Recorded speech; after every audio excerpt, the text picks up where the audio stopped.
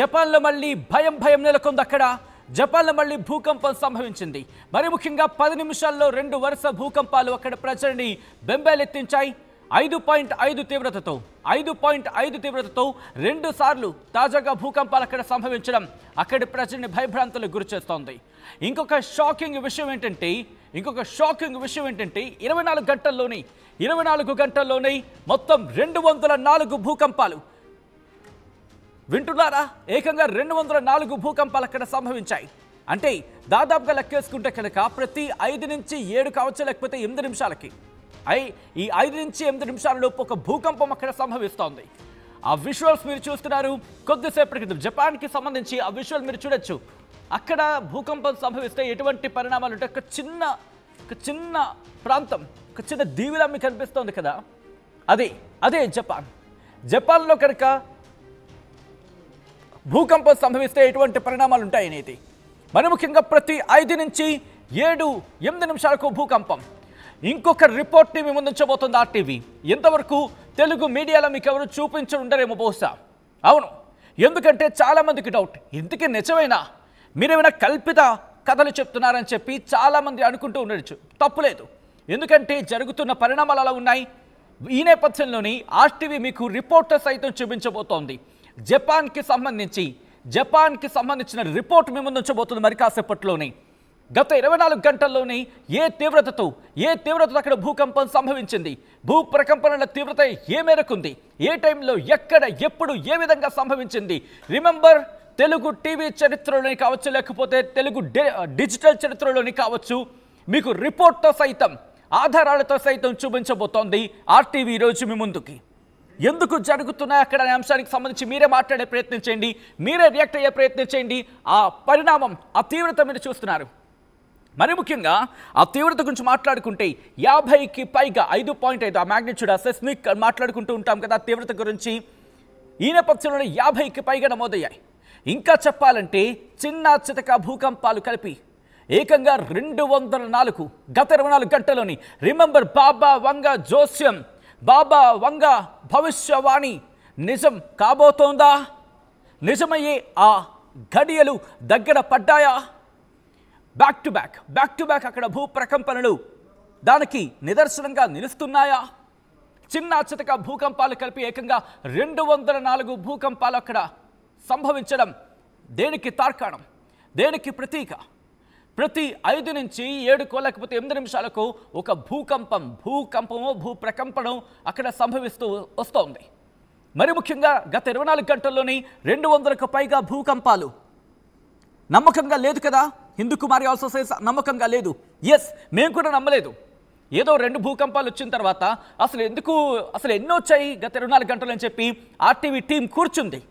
మీకు ఆధారాలతో సైతం చూపించేందుకు RTV టీం కూర్చుంది. మేము కూడా నమ్మలేదు. మాకు ఈ రిపోర్ట్ తెలిసిన తర్వాత మేము వెయిట్ చేసి ఆ రిపోర్ట్ సంపాదించే ప్రయత్నం చేశాం. ఆ రిపోర్ట్ని మీ ముందు ఉంచబోతున్నాం. మీరు అలాగే చూస్తూ ఉండండి. మరి కాసేపట్లో ఆ రిపోర్ట్ అదే ఆ రిపోర్టే. ఎర్త్క్వేక్ ఇన్ఫర్మేషన్ మీరు చూడొచ్చు. గత 24 గంటల్లో మీరు చూస్తే ఒక్కసారి హోల్డ్ చేసే ప్రయత్నించండి. Hold please from the beginning. మీరు చూస్తే ఇక్కడ డేట్ అండ్ టైమ్ ఆఫ్ ఇష్యూయెన్స్ మీరు చూడొచ్చు. Observe date, place name of epicentre, magnitude ఇక్కడ మీరు చూడొచ్చు. 11 గంటల 10 నిమిషాల నుంచి ఒక్కసారి హోల్డ్ చేయండి. మీరు చూస్తే 11 నుంచి 11:14 లోపు ఎన్ని భూకంపాలు అక్కడ సంభవించాయో మీరు చూడొచ్చు. ఇది జపాన్కి సంబంధించి ఇచ్చిన రిపోర్ట్. ఎక్స్క్లూసివ్ RTV మీకు ఎక్స్క్లూసివ్గా చూపించే ప్రయత్నం చేస్తోంది. ఎక్స్క్లూసివ్ రిపోర్ట్ని ముందుంచే ప్రయత్నం చేస్తోంది. RTV టీం కూర్చుంది. ఎస్, RTV టీం కూర్చొని రిపోర్ట్ని ముందుంచే ప్రయత్నం చేస్తోంది. ఎందుకంటే నమ్మశక్యం కాదు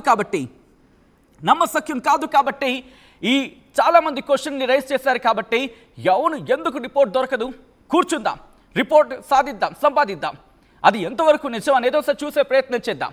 ఈ నేపథ్యంలోని ఆ రిపోర్ట్ని ముందుంచే ప్రయత్నం చేస్తాం. మీరు చూస్తే కనుక 11 నుంచి 11:14 లోపు 11 గంటలకు 1, 11:03కి 1, 11:07కి 1, 11:10కి 1 అలా చూసుకుంటే కనుక దాదాపుగా 200 పైచిలుకు భూకంపాలు, చిన్న చితక అన్నీ కలిపి. సో ఈ నేపథ్యంలో మీరు చూడొచ్చు. ఒక్కసారి ఏ టైంకి ఎప్పుడు ఎక్కడ ఏ తీవ్రత వచ్చింది అనేది నేను మీకు చెప్తాను. ఒక్కసారి రిమెంబర్, ఆ టైంకి సంబంధించి 3 తీవ్రతతో ఒకసారి 11 గంటల 21 నిమిషాలకి 11 గంటల 14 నిమిషాలకి 2.3 తీవ్రతతో 11 గంటల 13 నిమిషాలకి 2.8 తీవ్రతతో 11.11 నిమిషాలకి 3.1 తీవ్రతతో 11 గంటల 10 నిమిషాలకి 3.5 తీవ్రతతో ఇలా 11 గంటల నుంచి 11:21 లోపు 11:1 11:3 11:7 11:10 11:11 11:13 11:14 11:21 అంటే 11 నుంచి 11:21 20 నిమిషాలలోపై 8 భూకంపాలు భూప్రకంపనలు అక్కడ సంభవించాయి. మీరు వింటున్నది నేనంటున్నది అక్షరాల నిజం, అక్షరాల వాస్తవం. అది మ్యాక్సిమం సెస్మిక్ ఇంటెన్సిటీ చూసుకుంటే ఒకసారి ఏమో 2 సార్లు ఉంది, అలా 1-2 సార్లు అక్కడ కనిపిస్తోంది. ఇదంతా మీకు గుర్తుందా? టొకారా ఐలాండ్స్ అని ఉంది.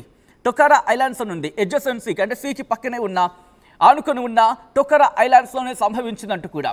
సో అర్థం చేసుకోవచ్చు అక్కడ ఎటువంటి పరిస్థితులు ఉన్నాయనేది. బాబా వంగ జోస్యం నిజం కాబోతుందా? మరి ముఖ్యంగా ఆ రిపోర్ట్ని మీరు చూడొచ్చు. ఆ రిపోర్ట్ని చూస్తేనే మీకు అర్థమవుతుంది అక్కడ ఏ తీవ్రతతో భూప్రకంపనలు కావచ్చు, భూకంపాలు కావచ్చు ఏర్పడుతున్నాయి అనేది. అట్ ద సేమ్ టైం చాలామందికి ఇంకా అనుమానం కలిగి ఉండొచ్చు 5కి సంబంధించి. ఈ 5 గంటలకి 5.4 తీవ్రతతో 10:37కి స్థానిక కాలమానం ప్రకారం 11కి సంబంధించి మాట్లాడుకున్నాం కదా. అంతకన్నా కొద్దిసేపటి క్రితం దాదాపుగా సెస్మిక్ ఇంటెన్సిటీ గురించి మాట్లాడుకున్నప్పుడు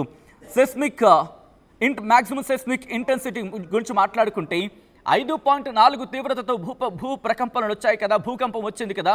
10 గంటల 30 నిమిషాల ప్రాంతంలో 5 సార్లకు పైగా ఆ సెస్మిక్ ఇంటెన్సిటీ కనిపించిందనేది ఆ రిపోర్ట్లో చెప్పుకురావడం జరుగుతోంది.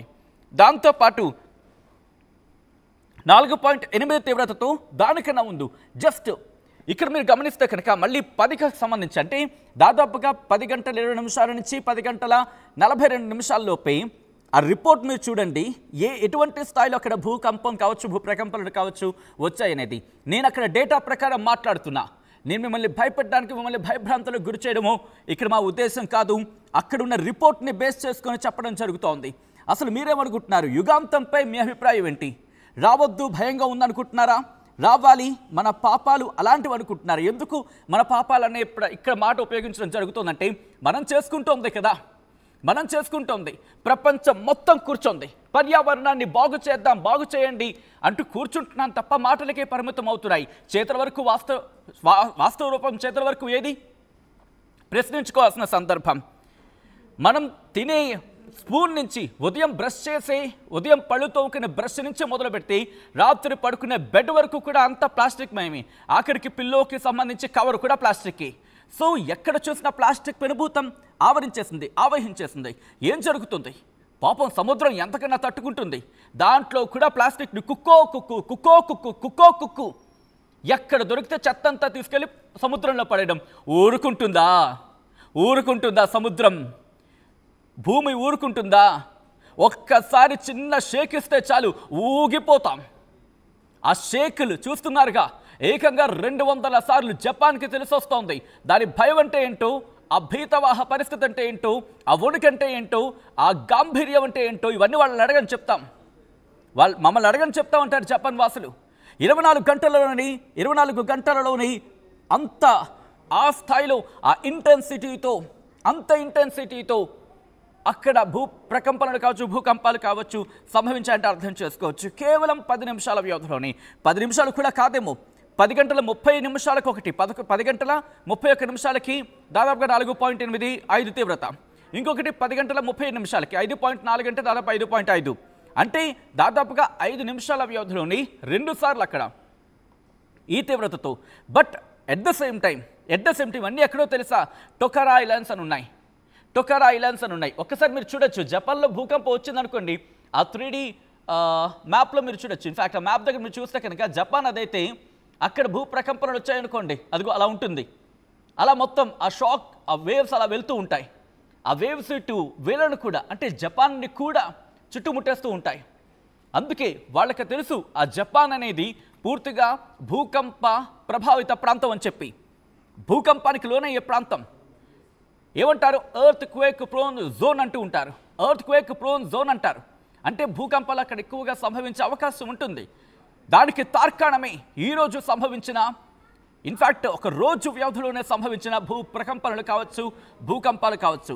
ఇది మమ్మల్ని భయపెట్టడానికి చేస్తున్న ప్రయత్నం కాదు. ఇది రిపోర్ట్తో సైతం మేము ముందుచ్చే ప్రయత్నం చేస్తుంది. ఆర్టీవీ రిపోర్ట్తో సైతం మాట్లాడే ప్రయత్నం చేస్తున్నాం. ఆ రిపోర్ట్ని మీరు చూస్తున్నారు. 24 గంటల వ్యవధిలోనే 204 భూకంపాలు సంభవించాయంటే అర్థం చేసుకోవచ్చు. 8 ఐలాండ్లలో ఉన్న ప్రజలు ఇప్పటికే సురక్షిత ప్రాంతాలకి వారిని తరలించడం జరిగింది. జపాన్లో ఇంకా హై అలర్ట్ కొనసాగుతోంది. నిన్న కాస్త ఊపిరి పీల్చుకున్నారు. నిన్న వాళ్ళు ఎంత భయపడ్డారంటే సునామీ వచ్చేస్తుందేమో, ఇక కొట్టుకుపోతామేమో, ఇక సునామీతో మాకు ఇక ఇబ్బందేమో, ఇక జపాన్ అనేది ప్రపంచ పటంలో ఉండదేమో, ఈ స్థాయిలో భయపడ్డారు వాళ్ళంతా. దానికి తగినట్టుగానే, వాళ్ళ భయానికి తగినట్టుగానే ఉంది. ఒకసారి దీనికి సంబంధించి ఆల్రెడీ కొంతమంది కమెంట్ చేయడం జరుగుతోంది. వాళ్ళ కమెంట్స్ని కూడా నేను చదివినిపించే ప్రయత్నం చేస్తాను. మీకు ఏమనిపిస్తోంది? జపాన్లో వరుస భూకంపాలు, మరి ముఖ్యంగా 24 గంటల వ్యవధిలోనే 204 భూకంపాలంటే ఇక యుగాంతం జపాన్ నుంచి ఆరంభం కాబోతుందా? జపాన్ కొట్టుకుపోయే ప్రమాదం ఉందా? భూకంపాలు, సునామీలతో ఇబ్బందికర వాతావరణాన్ని జపాన్ ఎదుర్కొనే ఆ పరిస్థితులు కనిపిస్తున్నాయా? మీకేమనిపిస్తున్నది కమెంట్ చేసే ప్రయత్నం చేయండి. మరి ముఖ్యంగా ఒక వ్యక్తి పరిచయం, ఇన్ఫ్యాక్ట్ ఒక వ్యక్తి కమెంట్ చేయడం జరుగుతోంది. ఏమి కాదు, భయపడకండి, అంతా పరమేశ్వరుడు మిమ్మల్ని రక్షిస్తాడు, ఓం నమ శివాయ అంటూ ఆ వ్యక్తి చెప్పడం జరుగుతోంది. ఇంకొక వ్యక్తికి సంబంధించి నమ్మకంగా లేదు. ఎస్, ఆల్రెడీ హిందూ కుమారి మెసేజ్ చేసిన రిప్లై ఇచ్చినప్పుడు, ఇన్ ద సెన్స్ కమెంట్ బాక్స్లో మెన్షన్ చేసినప్పుడు, అందుకే ఆ రిపోర్ట్ని చూపించడం జరుగుతోంది. యుగాంతం మీ అభిప్రాయం ఏంటి? రావద్దు, భయంగా ఉంది అనుకుంటున్నారా? రావాలి, మన పాపాలు లాంటివి అనుకుంటున్నారా? ఇక్కడ చాలా ఇంట్రెస్టింగ్గా 50-50, ఓ మై గాడ్ ఇంట్రెస్టింగ్గా 50-50. కొంతమంది రావాలి అని కోరుకుంటున్నారు, కొంతమంది రావద్దని కోరుకుంటుంటే ఇంత సమతుల్యమా? బహుశా ఇదే సమతుల్యత మనం పర్యావరణంలో పాటిస్తే కనుక ఇంత ఇబ్బంది రాకపోదునేమో అని చెప్పి ఒక మాట వినిపిస్తూ ఉంటుంది. ఇప్పటికే మరికొంతమంది కమెంట్ చేయడం జరుగుతోంది. ఎందుకంటే ఒక్కరు కాదు, ఇద్దరు కాదు. రిమెంబర్, మనం వాడుతున్న ప్లాస్టిక్ని ఏం చేస్తామండి? అదొకటి దొరికింది, పాపం అదొక్కడు దొరికింది మనకి, సముద్రం. మన చెత్త అంతా తీసుకెళ్ళి దాంట్లో కుక్కు పాపం ఉంది కదా అని చెప్పి, పాపం దాంట్లో ఉన్న మూగజీవాలు, దాంట్లో ఉన్న జీవాలు అవి ఆ ప్లాస్టిక్ని తింటున్నాయి. కొన్ని సందర్భాల్లో ప్లాస్టిక్కి బలైపోతున్నాయి. ఊరుకుంటుందా? ఎందుకంటే ఏదైనా సమతుల్యత కదా. వాటి బతుకేదో బతుకుతున్న నేలల్లోని వాటిని కూడా మనం అక్కడ ప్రశాంతంగా బతకనివ్వట్లేదు కదా. ఎందుకు ఊరుకుంటాయి? మరి ముఖ్యంగా కర్మ సిద్ధాంతం నమ్మే వాళ్ళకి సంబంధించి దాన్ని గట్టిగా ఇంకా స్ట్రాంగ్గా బిలీవ్ చేస్తూ ఉంటారు. అసలైన తొలి వెలుగు. ఫాలో వాట్సాప్ @తొలి వెలుగు official.